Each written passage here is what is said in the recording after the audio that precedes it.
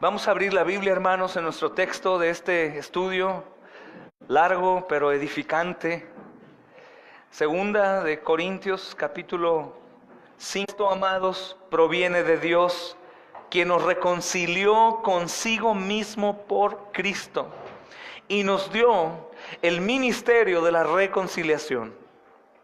Que Dios estaba en Cristo reconciliando consigo al mundo, no tomándoles en cuenta a los hombres sus pecados. Y nos encargó a nosotros el ministerio de la reconciliación. Gloria a Dios. Así que, hermanos, tú y yo, como todos los creyentes, somos embajadores en nombre de Cristo. No con palabras persuasivas, no tratando de convencer a la gente de una u otra manera, no haciéndolo con nuestras fuerzas, sino como si el mismo Dios, hermanos, rogara a través nuestro a los perdidos: reconcíliense conmigo, dice el Señor. Rogamos a la gente en el nombre de Jesús: reconcíliense con Dios.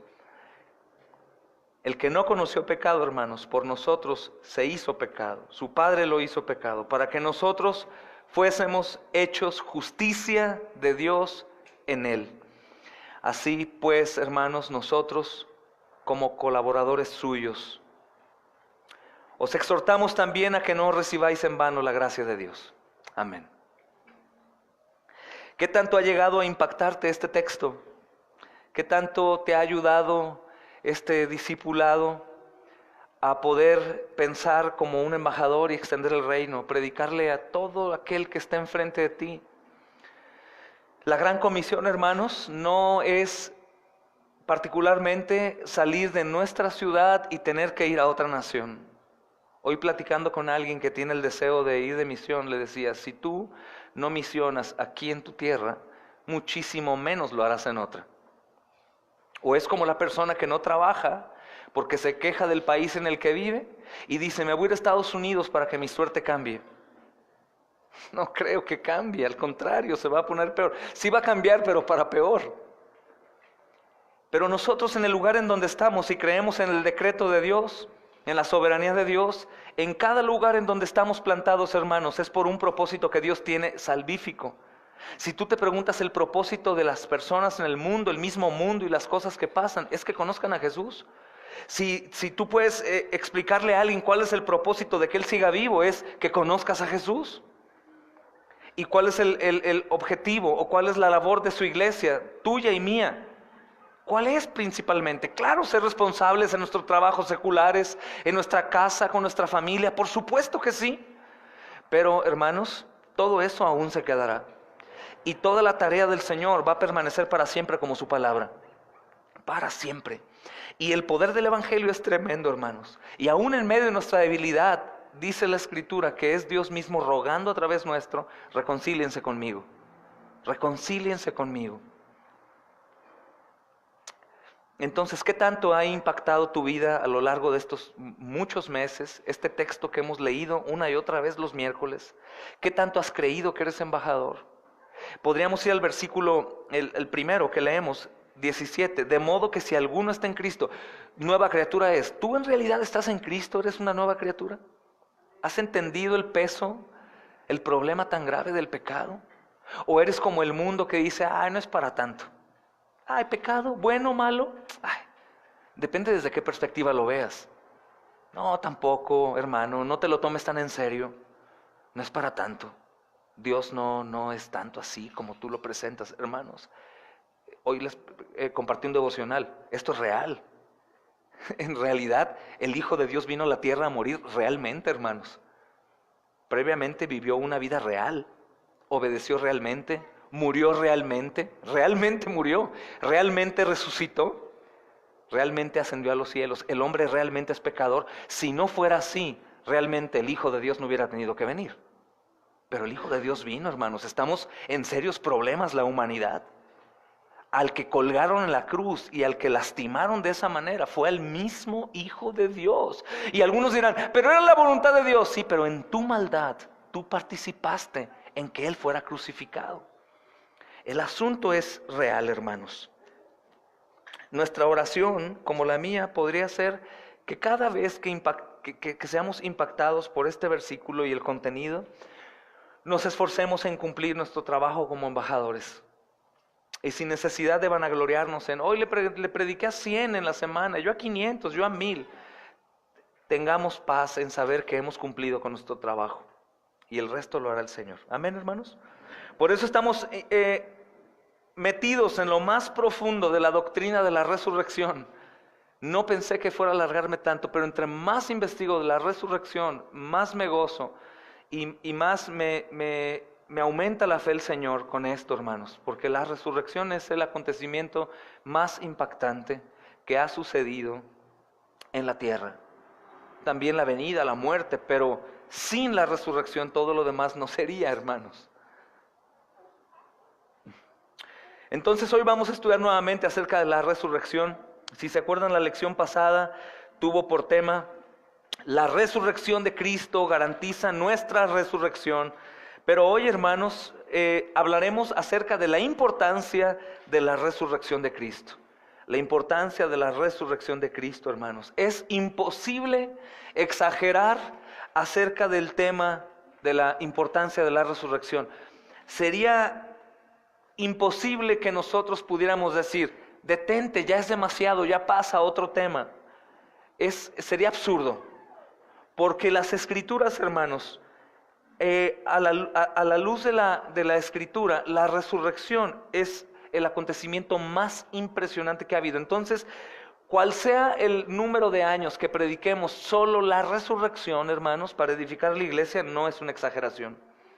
Si predicáramos 1, 2 o 3 años solamente temas relacionados con la resurrección, no estaríamos exagerando en tiempo, hermanos. La resurrección es la doctrina fundamental del cristianismo y la verdad sobre la cual la fe cristiana se levanta o se cae. Escucha, la resurrección es la doctrina, se podría decir, fundacional. Sin la resurrección, hermanos, el cristianismo es nada. Entonces es la doctrina o de las doctrinas más importantes que hay, no por decir que el resto no lo son. Por ejemplo, a veces hemos cometido el error de no explicar bien cuando decimos, podemos tener una división con algunos hermanos que están creyendo, practicando las doctrinas bíblicas no esenciales de una manera distinta. Y tenemos que tener cuidado porque toda la Escritura es inspirada por Dios. No podríamos decir que alguna doctrina es de menos importancia que otra. Toda la Escritura es importante. Pero cuando decimos que no tenemos comunión con algunos hermanos que transgreden las doctrinas esenciales, no queremos decir que el resto no son esenciales, sino decimos que están transgrediendo el Evangelio como tal. Que sí es algo muy importante lo que están haciendo, como para no tener que ver con ellos. Pero en el caso de la resurrección, hermanos, cualquiera que profese una fe cristiana, que niegue la resurrección o que dude de la resurrección, está completamente perdido. Entonces, esta doctrina, hermanos, podemos asegurar que es la doctrina fundamental de la fe cristiana. Sin resurrección, nuestra fe es nada. Sin resurrección, nuestras reuniones son nada. Sin resurrección, nuestra predicación únicamente es desgaste de las cuerdas vocales. Nada serviría, hermanos, absolutamente. Negar la resurrección de Cristo es rechazar el Evangelio. De esta manera, hermanos, la doctrina de la resurrección es absolutamente esencial y es una verdad no negociable. Hemos estado estudiando que no únicamente estamos creyendo en la resurrección, porque el Espíritu Santo que nos fue dado nos reveló que en la Escritura la resurrección es real, y eso nos basta. Eso nos basta. El Espíritu Santo nos da la revelación de que la resurrección es real y con eso tenemos. Y de hecho es lo que tenemos que enseñar, creyendo que el Espíritu Santo le dará la convicción a la gente de creer en la resurrección.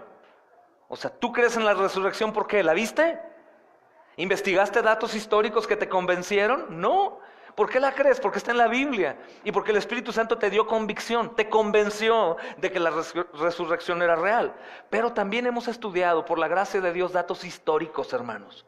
Y cuando hablamos de datos históricos, hablamos de acontecimientos reales, que son parte de la historicidad. Y cuando hablamos de historicidad, hablamos de hechos que pasaron en verdad, que gente que está involucrada en esa historia no era creyente y dieron testimonio de que en realidad ese hombre llamado Jesús resucitó. Entonces, negar la resurrección de Cristo es negar por completo el Evangelio, es rechazar el Evangelio. Aunque no lo creas, hay algunos que profesan ser cristianos que niegan la resurrección. Otros que dicen, como te decía antes, que Cristo no murió, está vivo, como Pedro Infante, como Elvis Presley, como John Lennon. Están vivos, lo que pasa que era demasiada presión, entonces se fueron a unas islas lejanas y ahí viven. Y han dicho de Cristo eso, que los discípulos, como enseñaba antes, robaron el cuerpo. Y una serie de tonterías. Nosotros sabemos que el Señor lo levantó de entre los muertos porque ese es el testimonio de la Escritura. Como decíamos, hermanos, su cuerpo estaba completamente muerto, frío, su corazón no palpitaba, su sangre estaba coagulándose, pero no se corrompió su cuerpo aún, se mantuvo, pero estaba frío, muerto, y de pronto su corazón empezó a latir. Increíble, hermanos. Y sus dedos empezaron a mover y sus pies, y el Señor se levantó a dar testimonio que en verdad Él era el Hijo de Dios, como estudiamos el domingo en la declaración del centurión. En verdad este era el Hijo de Dios. En verdad era el Hijo de Dios, hermanos. Entonces la resurrección de Jesucristo es tan importante para la fe cristiana, hermanos, que ser testigo del Señor resucitado es un requisito para todo cristiano. Pero ser testigo de la resurrección de Cristo era un requisito primordial para el apostolado. ¿Tú sabías eso? Un requisito para los apóstoles era que ellos hubiesen estado presentes el día que Cristo resucitó, o que lo hayan visto resucitado.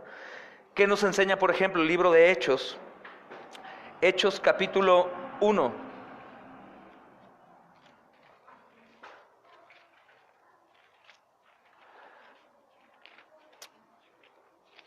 Para estos que se han levantado hoy como apóstoles, han visto en el internet, en las predicaciones que les gustan porque les enchinan la piel y los hacen llorar, ¿no es cierto? El apóstol Maldonado y el apóstol fulano o la apóstola fulana. ¡Wow! Un requisito del apostolado, hermanos, está en Hechos capítulo 1, versículo 21, y es muy importante, dice: es necesario, pues, que de estos hombres que han estado juntos con nosotros todo el tiempo, que el Señor Jesús entraba y salía entre nosotros, comenzando desde el bautismo de Juan hasta el día en que de entre nosotros fue recibido arriba, uno sea hecho testigo con nosotros de su resurrección. Es necesario que el apóstol sea testigo desde su bautismo, muerte, resurrección. Y obviamente está cronológicamente el texto, primero está la resurrección, la ascensión y luego la resurrección. Pero es obvio que se despidió de nosotros, subió al cielo. Vimos su resurrección y era eso. Entonces hoy los que se dicen apóstoles, que creo que en nuestra amada iglesia eso no queda ni la menor duda, no hay apóstoles, hermanos, hoy en día. Bueno, los hay, pero no son de Cristo. Son autonombrados, algunos se defienden, pero es que Pablo tampoco lo vio. Pablo lo vio, hermanos. Pablo estuvo frente a él. Pablo fue tomado por el Señor y estuvo en su presencia. No hubo ni la menor duda. El mismo Pablo confiesa: ¿qué quieres de mí, Señor? ¿Qué quieres que yo haga, Señor? Refiriéndose a Jesús. ¿Por qué me persigues, Saulo? Era el mismo Cristo. Se le manifestó a él resucitado. Resucitado, hermanos. Entonces no se rompieron los requisitos con Pablo, como a un abortivo dice: a mí, al último de todos, al más pequeño, se me apareció el Señor. De una manera muy especial, hermanos. Una conversión impresionante, porque era la persona que él pensaba que en realidad no había resucitado. Y se le manifestó resucitado. Dice el texto, el 1:21, es necesario, y la palabra necesario viene del verbo griego. Hoy platicaba con mis hijos acerca del griego dei. Y esta palabra dei denota la necesidad, o puede ser traducida como tiene que o debe. La palabra dei puede ser traducida como tiene que o debe, o sea, no es opcional. Tiene que haber estado con el Señor desde su bautismo hasta su muerte, su resurrección y su ascensión. Es forzoso. Y en este pasaje, hermanos, se dan los dos requisitos para el apostolado. El primero era haber sido testigo del ministerio terrenal de Jesús, desde su bautismo hasta su muerte. El segundo era haber sido testigo ocular del Cristo resucitado. Era el requisito. Incluso, hermanos, los más grandes enemigos son obligados por los hechos de la historia a reconocer la extraordinaria vida y ministerio del Señor Jesucristo, como su muerte también, su vida y su muerte. Los más grandes enemigos de Cristo, si ellos investigan historia, hermanos, hoy en día contemporáneos van a llegar a ver que en realidad la vida y la muerte de Cristo es algo impactante. Impactante. Pero la gran guerra contra la incredulidad no se gana únicamente sabiendo que la vida y la muerte de Cristo fueron reales, sino ¿con qué se gana la gran guerra, hermanos? Sabiendo que Cristo resucitó.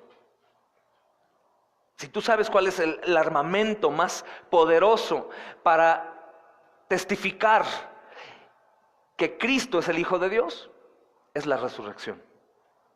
Es la resurrección. Esta guerra se gana con la resurrección, hermanos. Y de esta manera, un apóstol también necesitaba la autoridad de ser alguien que realmente había visto al Señor resucitado. No podía ser otro apóstol o no podría haber sido hecho apóstol de otra manera, sino únicamente con esos requisitos, porque la palabra no se contradice. Los apóstoles, hermanos, fueron llamados para propagar las enseñanzas y obras de Cristo, y estas solo podrían ser validadas por su resurrección. O sea, cuando el Señor envía a sus apóstoles a que den testimonio de Él, y ustedes me serán por testigos, ellos no únicamente daban testigos de todos los milagros de la vida de Jesús, que había nacido de María la Virgen, que fue concebido por el Espíritu Santo. Es impactante, hermanos. ¿Cómo explicas eso? Naturalmente, es algo asombroso, hermanos, que no haya habido un Padre terrenal de por medio. Es increíble, todo el evangelio como tal, vida, muerte, resurrección de Cristo, es asombroso, hermanos, asombroso. Pero no bastaba con anunciar eso, sino que la doctrina de los apóstoles era confirmada, sellada, establecida por la resurrección. Por esta razón, hermanos, estaban requeridos de ellos testificar acerca de este evento tan impresionante y decisivo. Mira 1 Corintios 9:1.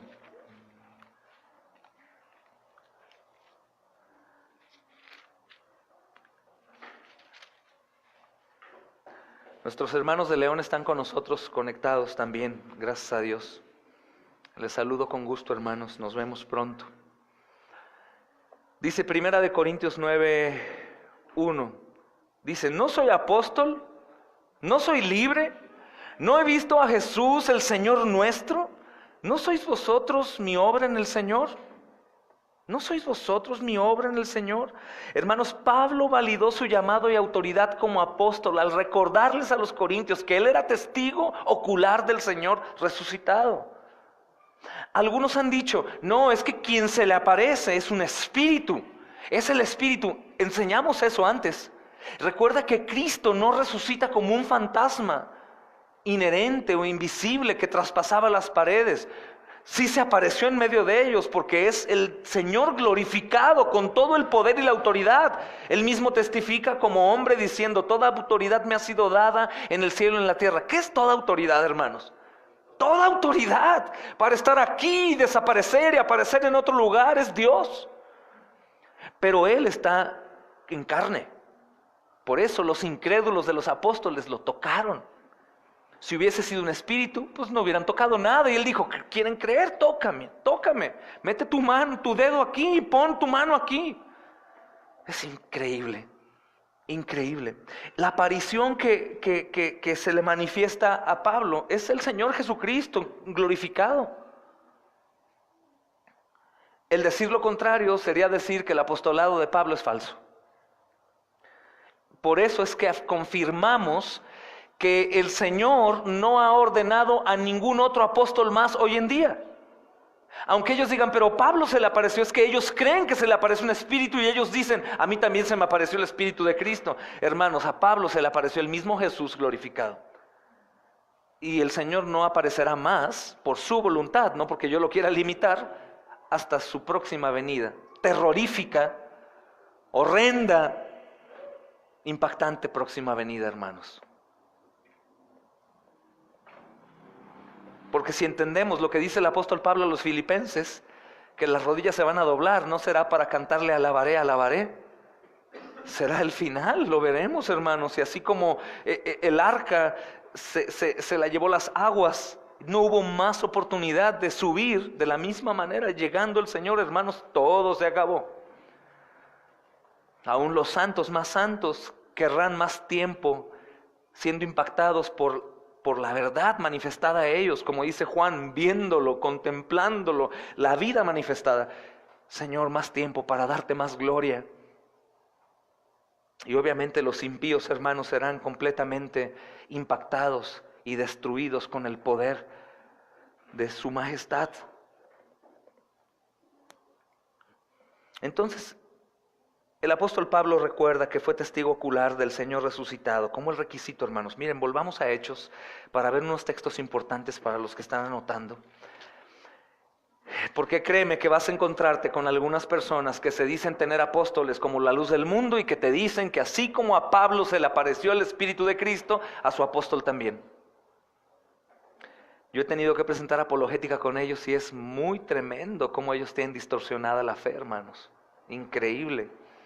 Miren, Hechos 9, 1 al 9 dice, Saulo, respirando aún amenazas de muerte contra los discípulos del Señor, vino al sumo sacerdote y le pidió cartas para las sinagogas de Damasco, a fin de que se hallase algunos hombres o mujeres de este camino, mayúscula, de Jesús, y los trajese presos a Jerusalén. Mas yendo por el camino, aconteció que al llegar cerca de Damasco, repentinamente le rodeó un resplandor de luz del cielo.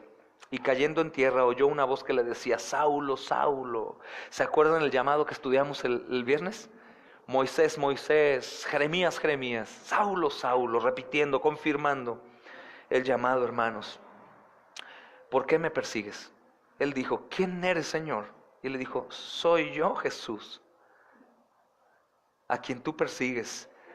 Dura cosa te es dar coces contra el aguijón. Él temblando y temeroso dijo, Señor, ¿qué quieres que yo haga? Y él le dijo, levántate y entra a la ciudad y te dirá lo que debes hacer. Y los hombres que iban con Saulo se pararon atónitos, oyendo a la verdad la voz, mas sin ver a nadie. ¿Qué quiere decir? Ellos no lo vieron, Pablo sí lo vio. Pablo sí lo vio. Y los hombres que iban con Saulo se pararon atónitos. Entonces Saulo se levantó de la tierra y abriendo los ojos no veía a nadie. Así que llevándole por la mano, le metieron en Damasco, donde estuvo 3 días sin ver y no comió ni bebió. No comió ni bebió. Dice Hechos capítulo 22, versículo 12 al 18. Hechos 22, 12 al 18.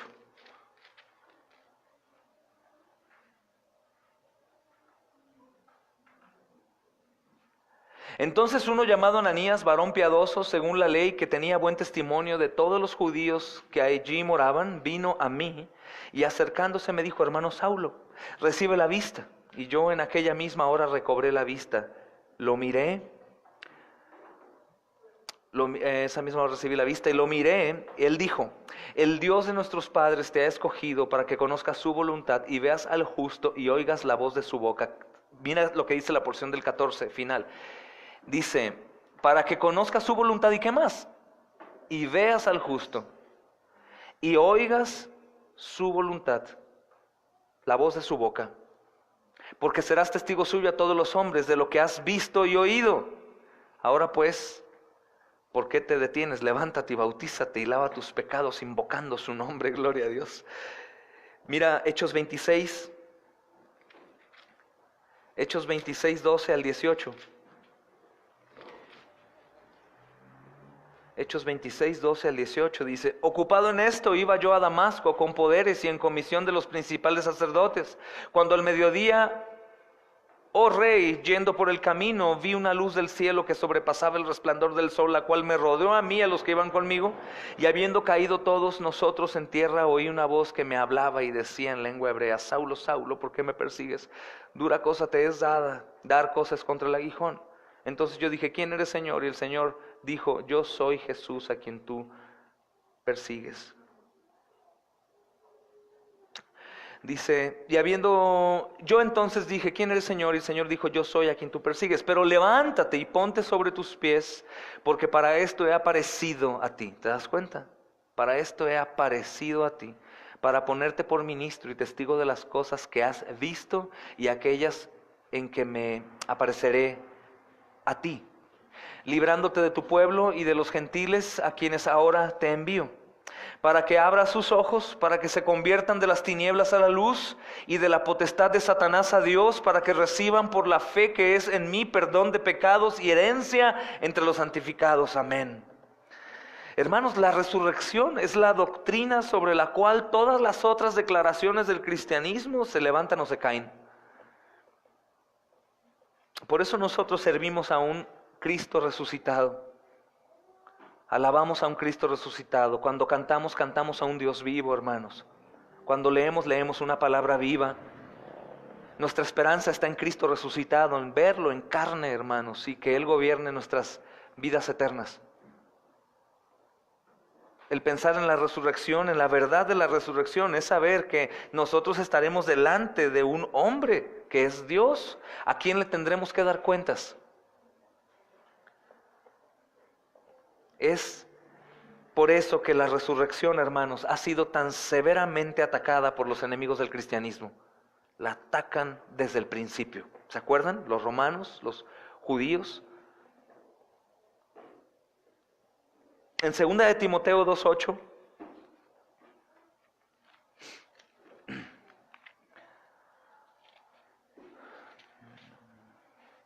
aquí encontramos un pasaje importante que resume el Evangelio y demuestra la importancia de la resurrección de Jesucristo en la predicación del Evangelio.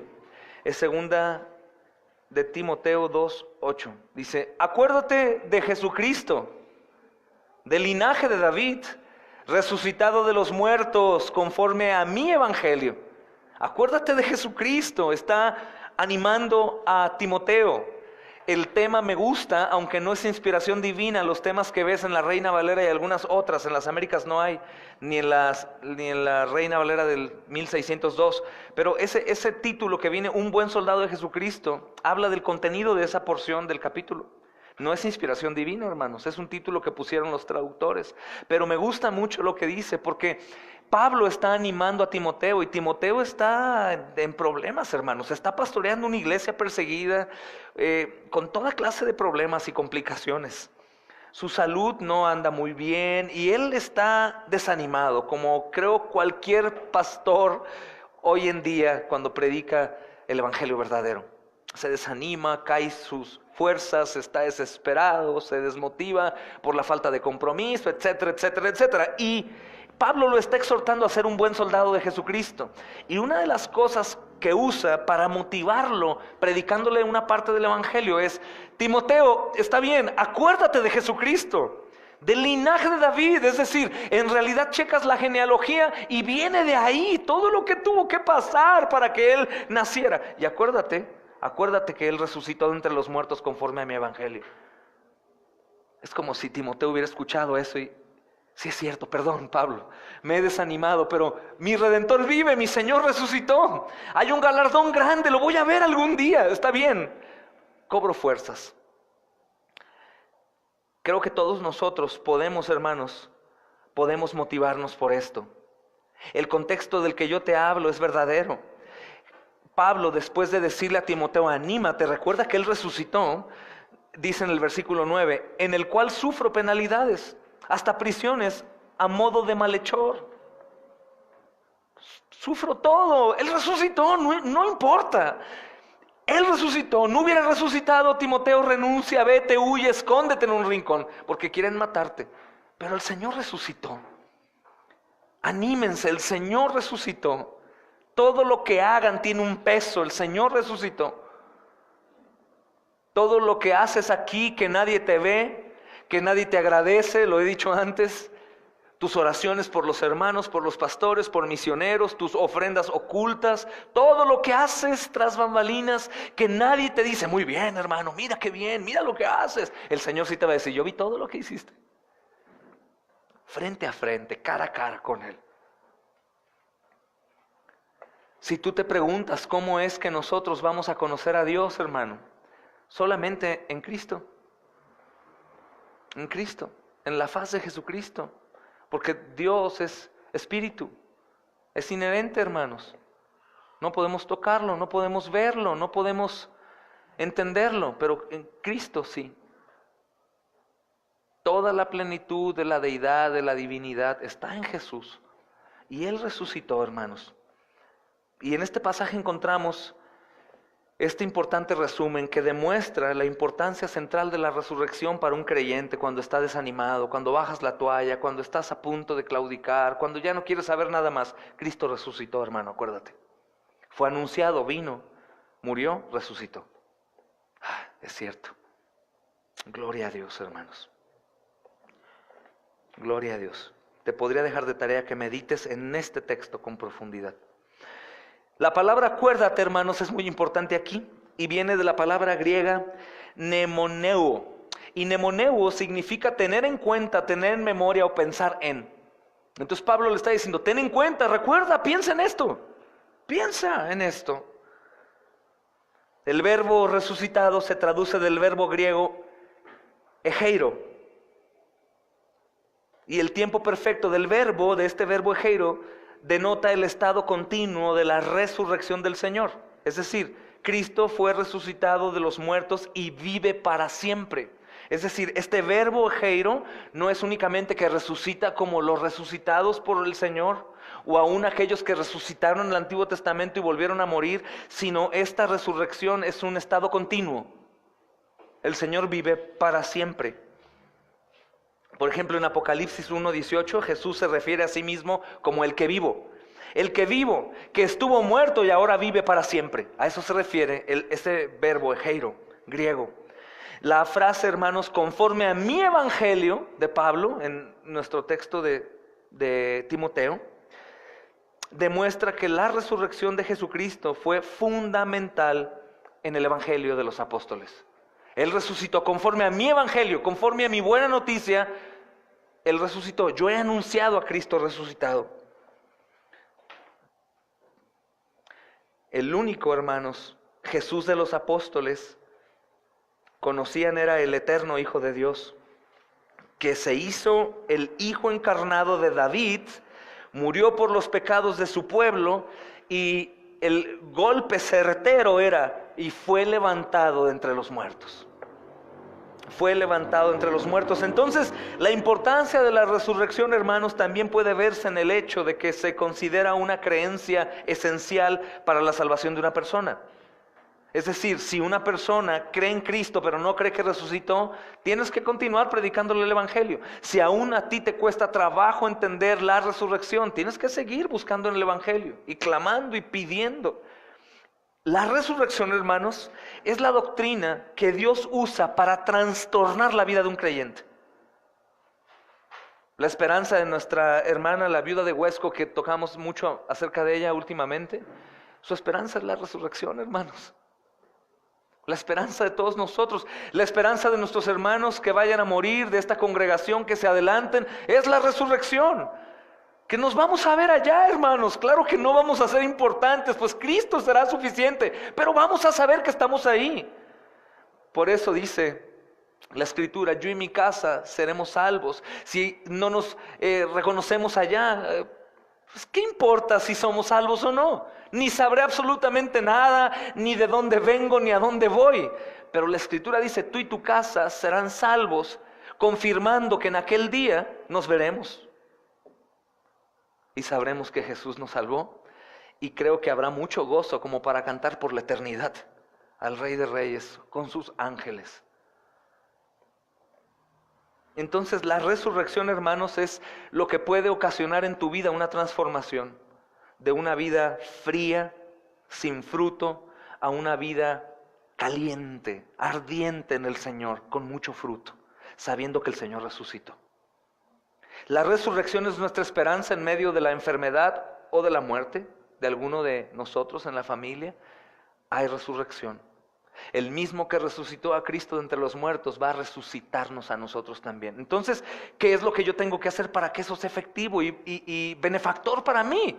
Predicar el evangelio a mi familia, hermanos, como un loco, porque no sé hasta cuándo yo vaya a irme de aquí. Tú no sabes como hombre hasta cuándo tienes tus días. No podrías empeñarte más en tu trabajo que en enseñar el evangelio a tu casa, porque si no estás completamente perdido en las cosas del Señor. Completamente distorsionada tu fe, y es muy probable que si nos introducimos a tus pensamientos descubrimos que tú sigas a Jesús solo porque no quieres ir al infierno. Ninguno de nosotros, hermanos, ninguno, ni tampoco las hermanas, pueden pasar tiempo más enseñando a sus hijos en casa lo secular que enseñando el evangelio. No podríamos jamás. Sería una tontería. ¿Cómo es posible que te preocupe más por lo que ha de ser tu hijo en 30, 40, 50 años que lo que ha de ser en la eternidad?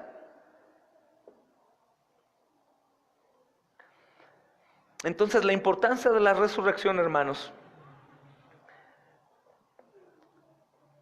puede verse en el hecho que se considera una creencia esencial para la salvación de una persona. Y no únicamente parte del evangelio, sino también una arma muy potente para fortalecimiento de la iglesia. La resurrección aviva la iglesia, hermanos. El hecho de que el Espíritu Santo nos ayude a creer que Cristo resucitó, hermanos, eso trae ánimo. Es un hecho constante. Acabamos de ver esa palabra. Es un hecho constante. No es un cumpleaños, no es una Navidad, algo que te genera gozo momentáneo. ¡Ay, qué rico! Ya es Navidad. ¡Qué bien se siente el ambiente! Me emociona, me gusta. Hermanos, la resurrección no termina. El Señor murió y vive para siempre. Es un gozo que no puede terminarse jamás. Es importante que busquemos esa convicción en oración y pidamos al Señor que seamos impactados, que nuestro Señor resucitó y yo no puedo vivir como si Él estuviera muerto. No podemos vivir a la luz de la tumba, sino tenemos que vivir a la luz de la gloriosa resurrección. No vivir un cristianismo frío, tibio, mundano, ahí cuando pueda, ahí corriendo a la iglesia porque voy tarde. Y el otro, no, esto se trata de vivir un entrenamiento en la tierra para lo que va a ser una vida eterna, hermanos. El Señor resucitó. De acuerdo con Romanos 10, hermanos, si se dan cuenta, es importante este texto porque ha sido muy mal usado por el cristianismo moderno. Por eso te convencieron a pasar al frente y a decir que Jesucristo era recibido en tu corazón. Levante la mano, ¿quién lo hizo? Gloria a Dios. Y está el texto, ¿no? Pero está fuera de contexto. Vamos a aprender hoy qué es lo que dice. Romanos 10:9, hermanos. Dice que si confesares con tu boca que Jesús es el Señor y creyeres con tu corazón que Dios le levantó de los muertos, serás salvo. Escucha, Si confiesas con tu boca que Jesús es el Señor, ¿te das cuenta que no dice como te hicieron decir Salvador? Dice, si tú confiesas con tu boca que Jesús es el Señor y creyeres en tu corazón, no en Él, ¿te das cuenta? Sino que Dios lo levantó de entre los muertos. Está sacada de contexto la oración del pecador, ¿le llaman, Tony, o no? La oración de salvación. Porque jamás dice tu Salvador y tampoco que creas en Él como tal, que obviamente es fundamental, pero el texto dice que si tú confiesas con tu boca que Jesús es Señor, que es el gobernante, que es Dios encarnado, que es el Rey de Reyes, si tú confiesas, obviamente confiesas no únicamente con tu boca, sino con tus hechos lo manifiestas. Y si tú crees con tu corazón en Él, no. Si tú crees en tu corazón que Dios lo levantó de entre los muertos, serás salvo. Es un requisito indispensable creer en la resurrección para la salvación. ¿Es posible, hermanos, que un hombre sea salvo separado de creer en la resurrección? No, no es posible. No es posible, hermanos. ¿Cómo es entonces que la respuesta a esta pregunta demuestra la importancia de la resurrección? Dice, si crees que Dios lo levantó, si crees que Dios lo levantó, si crees en tu corazón, ¿por qué crees que diga en tu corazón y no en tu mente? Porque el corazón es perverso, el corazón es incrédulo, el corazón es problemático. El corazón causa muchos problemas al hombre. Si tú crees en ese lugar lleno de oscuridad y de perversión que Jesucristo resucitó, tú eres salvo. Tú eres salvo. Esto también es fabuloso, hermanos, porque nos damos cuenta que la salvación es suya, pero que hay responsabilidad para creer. Hay responsabilidad para creer. No podríamos llegar a malinterpretar la Biblia por unas cuantas doctrinas diciendo que tú vas a ser salvo en el sentido que Dios te ha elegido a ti para que tú seas salvo aunque lo niegues. El salvo va a tener que confesar que Jesucristo es el Señor. Forzosamente. Forzosamente. Porque todo aquel que lo rechace será echado fuera, hermanos. Y no será culpa del Señor. No será culpa del Señor. Si algunos se preguntan por qué existe la doctrina arminiana, del decir que la salvación es por obras, porque la Biblia habla de responsabilidad. ¿Y por qué existe también la doctrina calvinista, la soberanía de Dios y la salvación por gracia, por medio de la fe? ¿Por qué? Porque también está en la Escritura. Pero la Escritura nos enseña que hay responsabilidad del hombre por la soberanía de Dios. No que en mí está la salvación, porque simplemente el antídoto para la salvación es la sangre del Cordero, y yo no podría producir la sangre del Hijo de Dios. La salvación se resume en que es del Señor. Si Él no hubiera enviado a su Hijo, nadie podría ser salvado. Pero, sabiendo que Cristo vino y murió, los hombres que reciben la gracia tienen que confesar que en realidad Jesús es el Señor. Y tienen que creer en su corazón que Dios lo levantó de entre los muertos. Y esto no puede ser únicamente verbal, porque de Dios nadie se burla. Dios lo conoce todo y Dios sabe qué hay en tu corazón. No, yo creo, pastor, en mi corazón. Bueno, puedes decirme a mí lo que quieras. Si tus frutos no me manifiestan que crees, yo no te creo. El Señor sí sabe si crees o no. ¿Recuerda cuando el Señor estaba en la tierra y unos fariseos estaban reunidos? Y Él sabía lo que estaban cavilando, ¿en dónde? En su corazón. Él sabe, hermanos. Él sabe. Entonces, este texto en realidad es muy importante en su contexto. La palabra confesar viene de la palabra griega homologueo, que significa decir o hablar lo mismo que otro.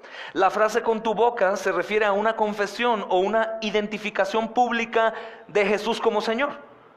Pablo no tiene en mente, hermanos, una confesión superficial, una confesión de tocar una canción bonita y nuestra carne se regocija en la música, se enchina la piel. Ahora sí, pasen enfrente, pasen. ¿Quién quiere recibirlo? Pasen aquí, repitan: Jesús, Jesús. Híjole, no son borregos, son como lo peor que puede existir. Jesús, Jesús, hoy te recibo o te permito, dice, entrar en mi corazón. Te confieso como mi Salvador. Amén. Son salvos.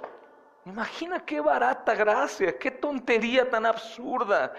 Pablo no está hablando en ese contexto. Recuerda que Pablo está escribiendo a los romanos y ser cristiano en Roma era extremadamente peligroso, hermanos. Extremadamente peligroso. Si alguien decía: yo ya no sigo al emperador como mi Dios, ya no es mi Dios, ya no tengo más dioses, solo mi Dios es Jesús, lo mataban. Si una persona confesaba en realidad que Jesús era el Señor, eso era muerte. Y Pablo no está pensando, hermanos, en una confesión así, superficial, o una mera aceptación intelectual. Porque somos inteligentes, sabemos. No, hermanos, esto es una confesión abierta y pública que viene de una confesión sincera, una devoción verdadera, que no te importe morir. Que no te importe morir. De hecho, muchos santos contemporáneos son probados con eso. Los han tomado en Medio Oriente y les ponen la espada y les dicen: dime que Jesús es tu Dios y te mato. Niégalo y te dejo con vida. Y ellos dicen: el Señor es mi pastor. Y van con Él, hermanos. Es una confesión verdadera. Por supuesto que requiere gracia, hermanos. No está en nosotros, no es algo intelectual. Es algo que viene con gracia. Pero la gracia comienza a trabajar en nosotros, el Espíritu Santo, y nosotros podemos responder. Pero por eso es necesaria la edificación de la iglesia con estas doctrinas fundamentales que tratamos de tocar en el Congreso Somos de Cristo, hermanos. Doctrinas que fortalezcan nuestra fe, como esta doctrina, que es un gozo que puedan venir tantos de la iglesia, hermanos. Porque si ustedes se fortalecen, la iglesia se fortalece. Creer, hermanos, en tu corazón es una referencia a una fe profunda y genuina en el Cristo resucitado. Por lo que te decía, el corazón es perverso, el corazón es engañoso, el corazón busca hacer únicamente eso. Entonces, cuando una persona cree con su corazón, es porque la oscuridad del corazón ya ha recibido luz. Es cuando tú estás frente al pecado y sabes que es pecado, sabes que no debes de hacerlo, no porque vayas a perderte en el infierno, porque ya has sido salvado, pero lo ves y dices, oh mi Señor, tú eres mi Señor, eres quien gobierna, yo no voy a hacerte caso a ti. Esto no quiere decir al pecado, no hacerte caso al pecado. Esto no quiere decir que nosotros jamás pecaremos. Claro que pecaremos. Y en ocasiones Dios va a permitir que nuestro pecado sea severo, hermanos, para afligirnos, para contristarnos y para fortalecer nuestra fe. Eso va a permitir el Señor. Estoy estudiando con los niños en la casa atributos de Dios. Y ayer estamos estudiando los decretos de Dios, el decreto de Dios. Y el decreto de Dios habla precisamente que Dios controla el mal y el bien. Dice Lamentaciones, que de la boca del Altísimo no sale lo bueno y lo malo. ¿Quién dirá al Señor, qué haces? Él permite, y en ocasiones, hermanos, Él permite el mal en nosotros. Y aún permite que seamos tentados, porque es bíblico, que Satanás toca y dice, ¿puedo? Dios es soberano. Satanás no puede brincar la autoridad de Dios para tentarte. Pero ¿por qué Dios permites que yo sea afligido por el pecado? ¿Porque te gusta que peque? No, aborrece que yo peque. Pero Él se complace en probarme, porque como soy suyo y he confesado que Él es mi Señor, al momento de tropezarme, mi caída es completamente dolorosa. Y como un niño pequeño voy a correr a los brazos de papá y lo voy a tomar, Señor, pequé, perdón, y mi fe es fortalecida. No te digo que peques por tu propia voluntad, porque de esa manera el Señor no te recoge como yo te estoy diciendo ahora. No practiques el pecado, porque todo aquel que practica el pecado es de su padre el diablo. Todo aquel que practica el pecado, práctica constante todos los días, todos los lunes, todo aquel que hace eso es porque no ha sido salvado. Ya no hay una salvación para él, hermanos, sino una expectación de juicio y de hervor que lo va a devorar. Pero esta confesión, hermanos, esta confesión en nuestro corazón es una referencia a una fe profunda y genuina en el Cristo resucitado. Confesar fe en Cristo separado de la creencia de la resurrección es completamente un disparate. Algún líder religioso hace poco, no recuerdo si fue un arzobispo o algo, dijo, no podemos decir si en realidad Jesús resucitó, no estábamos ahí. Pero bueno, no se extraña, son muertos, ¿verdad? Extraño es que hablen siendo muertos. Entonces, para buscar comprender la gran importancia de la resurrección, hermanos, es necesario considerar las graves implicaciones con las que quedamos si este evento jamás hubiera sucedido. ¿Qué sería de nosotros si Jesús no hubiese resucitado? De acuerdo con 1 Corintios, hermanos, capítulo 15, que hemos leído mucho, pero necesitamos más. 1 Corintios capítulo 15, versículo 14 al 19 y versículo 32. 14 al 19 dice, y si Cristo no resucitó, vana es entonces nuestra predicación. ¡Qué bendición! El Señor resucitó. No es nada en vano, hermanos. Vana también es nuestra fe. Gloria a Cristo que Él resucitó y nuestra fe es verdadera y eterna, hermanos. Y somos hallados falsos testigos de Dios porque hemos testificado de Dios que Él resucitó a Cristo, al cual no resucitó. ¿Qué está diciendo? Si es que no resucitó, somos unos engañadores, somos unos perdedores. Y lo peor, seguimos aún en nuestros pecados y vamos a ir al infierno. Imagina eso. Vamos a ir al infierno si Cristo no resucitó. Somos falsos testigos, mentirosos, y todos los que hacen mentiras son de su padre, el diablo. Eso es terrible. Si en verdad los muertos no resucitan, si en verdad los muertos no resucitan, Porque si los muertos no resucitan, versículo 16, tampoco Cristo resucitó. Y si Cristo no resucitó, vuestra fe es vana, aún estás en sus pecados. Entonces también los que durmieron en Cristo perecieron, todos están en el infierno. Si en esta vida solamente esperamos en Cristo, yo agregaría para parafrasearlo, en Cristo no resucitado, somos los más dignos de conmiseración de todos los hombres. Si en esta vida solo la esperanza del cristianismo sería en un Cristo que no resucitó, pobres de nosotros, seríamos igual al mormón, al testigo de Jehová, luz del mundo, al católico romano, al ateo y a todos los demás. Pero ¿qué creen, mis amados? El Señor resucitó. Mas ahora Cristo ha resucitado de los muertos, primicias de los que durmieron es hecho. Versículo 32. Si como hombre batallé en Éfeso contra fieras, ¿qué me aprovecha? Si los muertos no resucitan, entonces, hermanos, comamos y bebamos, porque mañana moriremos. El apóstol Pablo dice, si Cristo no resucita, ¿para qué nos guardamos de tan deleitoso pecado? De tan bonito mundo que hay para enriquecernos y para viajar y para fornicar y para adulterar y para hacer todo lo que a la carne le gusta. ¿Para qué entonces se esfuerzan en santidad?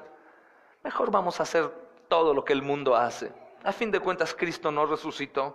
Pero la vida santa, hermanos, es un reflejo, un anhelo de aquellos que saben que Jesús resucitó y que lo van a ver en la eternidad. Algunos se preguntan, pero ¿por qué la vida santa? ¿Por qué cambiar mi manera de vestir? Las hermanas cuando se visten de alguna forma sensual que llame la atención de los hermanos, que los hagan pecar. ¿O por qué tengo que cambiar mi manera de hablar? Mi manera de relacionarme con la gente. ¿Por qué tengo que cambiar? ¿Por qué? Porque Dios es santo. Por lo tanto, tú eres santo. ¿Por qué debo ser santo? Porque voy a habitar por completo, en plenitud, en la presencia del Señor algún tiempo. Dices, pero con un cuerpo glorificado. Pero tu alma será la misma. Tu alma no cambiará, hermano. Tu alma será la misma. Intentamos todo el tiempo, bajo el poder del Espíritu Santo, ser santos porque Él es santo. Y esto puede ser motivado en sobremanera porque Cristo resucitó. Si Cristo no hubiera resucitado, hermanos, ¿qué verdades deben seguir por lógica? Si Cristo no resucitó, hermanos, ¿qué verdades? Por eso es tan importante ver la resurrección como un detonante a nuestras buenas prácticas. No podríamos vivir como algunas iglesias. Hablaba con unos hermanos que visitó hace poco y les digo, ¿y qué tal les fue visitando aquella iglesia? No, pues están muertos. ¿Cómo muertos? Oscuro, todo sin gozo, cabeza agachada, así sin nada, oraciones legalistas y todos peleados con otros, sola la iglesia, sin luz. Hermanos, nuestro Señor resucitó y eso es un motivo de mucho gozo. Nuestro Señor resucitó, por eso aquí, aunque no sepa cantar y aunque me digan el mudo desde que nací, canto al Señor, alabo al Señor, doblo mis rodillas, hablo la palabra, aunque no quiera, hago todo porque el Señor resucitó. Él venció la muerte, hermanos. Está vivo nuestro Señor. Yo sé que hay un canto que vamos a empezar a cantar aquí, viejito pero bonito, porque Él vive. Yo viviré mañana. Y lo podríamos cantar sin creer, hermanos. Porque Él vive. Y no. Entiende, Cristo murió y resucitó. ¿Qué sería lo contrario a lo que dice el apóstol Pablo en 1 Corintios 15? Seríamos dignos de conmiseración. Vana es nuestra fe, vana nuestra predicación. ¿Qué es lo contrario? Nuestra predicación tiene poder, nuestra fe tiene poder, nuestra vida santa tiene poder. Las consecuencias de las obras que hagamos en la tierra tienen eternidad de por medio. Todo vale la pena, todo porque el Señor resucitó. Bendito sea el Señor, hermanos. Es importante ver un poco el versículo 14 de 1 Corintios que estamos viendo 15. Dice, hermanos, vana. Y esa palabra vana viene de la palabra griega kenos, que literalmente significa vacía. Me encanta el griego, hermanos, porque cada palabra acomoda perfectamente en lo que ellos quieren decir y no es como nuestro lenguaje. les enseñaba a los niños hoy. Por ejemplo, entregar, ¿no? Puedes usar la palabra entregar para cualquier tipo de entrega. Los griegos no, tienen una palabra específica para cada cosa. Y esta palabra vana, que para nosotros es como sin chiste, pero se puede usar en todas las cosas. Esta palabra griega es kenos y literalmente significa vacío. No hay nada. Nada, absolutamente nada. La palabra se utiliza para describir vasijas o lugares que no contienen absolutamente nada. Se utiliza de manera figurativa para describir aquello que es infructuoso, inútil, ilusorio, falso o desprovisto de significado o importancia. Esta es una declaración asombrosa, hermanos. La validez de toda la proclamación cristiana depende de la validez de la resurrección de Cristo. La validez de toda la fe cristiana, hermanos, depende de la resurrección de Cristo.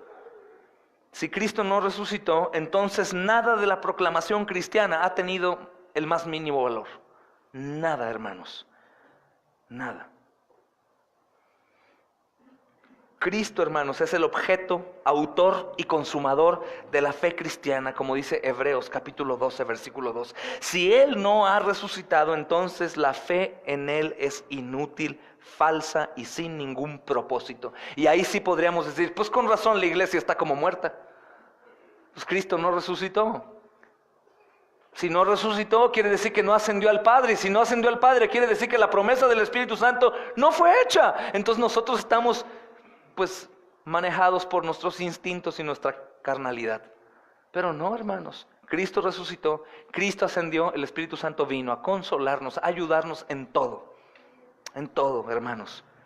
Por eso podemos decir, desde un devocional del pastor Paul David Tripp, por eso podemos decir hoy no. ¿Por qué? Porque el Espíritu Santo está con nosotros y el Espíritu Santo viene porque Cristo ascendió. Y si Cristo ascendió, hermanos, es porque Él resucitó.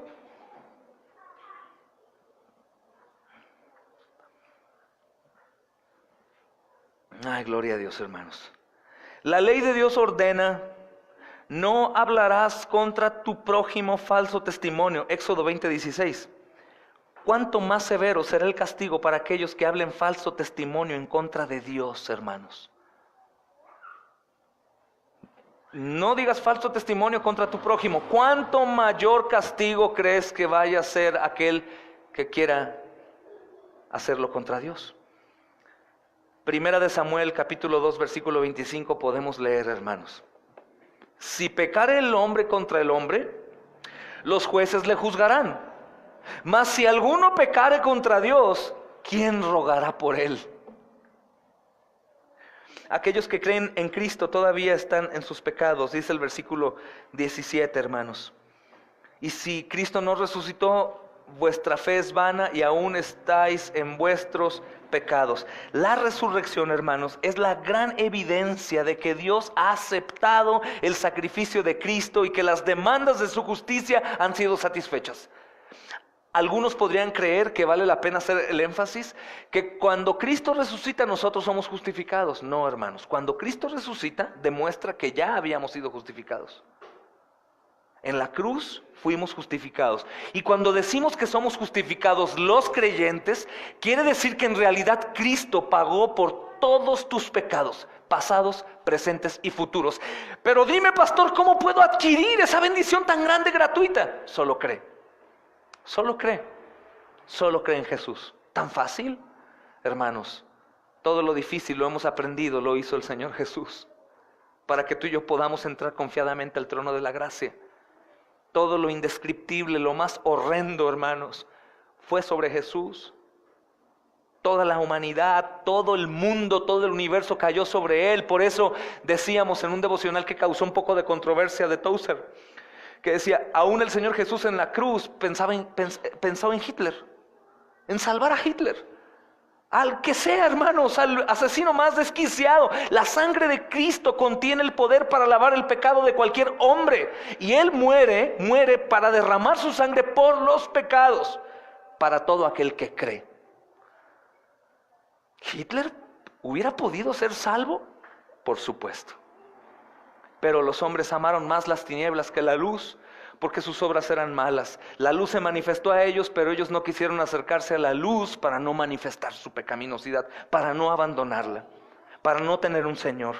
Pero hemos dicho antes, ninguno llegará al infierno diciendo, es que yo no fui elegido, es que yo no fui predestinado, es que la salvación no era para mí. No, ninguno tendrá excusa, hermanos. Todos podrán decir, merezco estar aquí. Aún tú y yo podríamos decir, merezco estar en el infierno, yo no sé qué estoy haciendo aquí en el reino de los cielos. Oh, ya recordé, Cristo pagó por mí. Bendito sea Dios, hermanos. Versículo 18. Dice, entonces también los que durmieron en Cristo perecieron. La palabra perecieron, hermanos, viene de la palabra griega apolumi. Y apolumi significa estar perdido, arruinado o destruido. Si el capitán, por así decir, hermanos, si el capitán de nuestra salvación no pudo vencer a la tumba, ¿qué esperanza tenemos nosotros los que lo seguimos? Si el capitán de nuestra salvación no pudo vencer la muerte, ¿cómo nosotros lo venceríamos? Pero ciertamente el Señor venció, hermanos. La palabra conmiseración del versículo 19, porción C, viene de la palabra griega eleneios. Y eleneios puede ser traducida como miserable. Miserables. Si Cristo no resucitó, entonces los cristianos son tontos, miserables, que perdieron el tiempo sin aprovechar los placeres del mundo. Desperdiciaron su breve existencia en la tierra, habiendo podido fornicar, adulterar, drogarse, viajar en su mente por todo el mundo, emborracharse, besar muchas bocas hasta encontrar la tuya, si es que la encontrabas, y esas cosas. Qué tontos, perdieron su tiempo, diría Satanás. Pero Cristo resucitó, gloria al Señor. Gloria a Dios, hermanos. Estas palabras son tomadas de Isaías 22:13. Si no hay resurrección, entonces no hay esperanza para los hombres. Los hombres no tienen nada más que hacer que satisfacer egoístamente los deseos de su carne hasta que la muerte nos consuma a todos. Es lo único que podríamos hacer. Pero Cristo resucitó, hermanos. El Señor lo levantó de entre los muertos, y de la misma manera levantará a sus creyentes con poder, hermanos. Vamos a orar. Padre, te damos gracias por habernos permitido estudiar esta doctrina durante estas semanas. Sé que quedo muy corto, Señor, en poder enseñar verdaderamente, Señor. Pero yo sé que tu Espíritu Santo obrará con lo poco, Señor, que yo puedo dar para convertirlo en mucho. Y que mis hermanos tendrán, Señor, un cambio en sus vidas, detonado por esta enseñanza de la resurrección. No estamos esperando en un rey vencido, no estamos esperando en un hombre que murió y ahí los gusanos comieron su carne.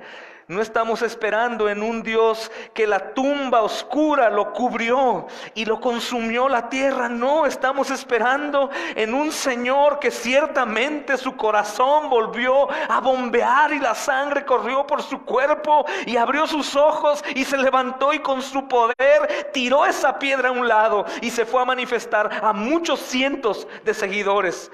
A ese Señor servimos, por ese Señor continuamos de pie y por ese Señor nos esforzaremos para la gloria suya, para que el día en que nos presentemos delante suyo podamos postrarnos y presentar todas las cosas que pudimos hacer para su gloria y para la edificación de su iglesia.